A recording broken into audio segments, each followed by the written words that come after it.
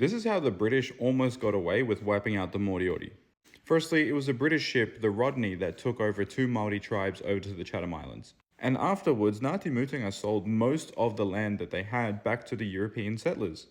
This is why, in the end, the British Crown had the land of the Chatham Islands. In fact, the people that were living there, the Moriori, thought that it was their land and they owned it. But then they found themselves in court realizing that they don't actually own that land. And that's why, conveniently, the Crown stood by and did nothing, even though they had an obligation to protect the Moriori.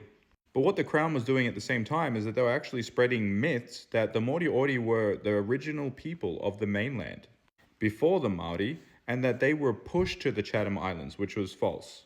This is why the Crown apologized for not only teaching that the Moriori were racially inferior people, and that they were extinct, there were none left, so that the Crown could take their land. And they taught this in schools. So who really tried to wipe out the Moriori?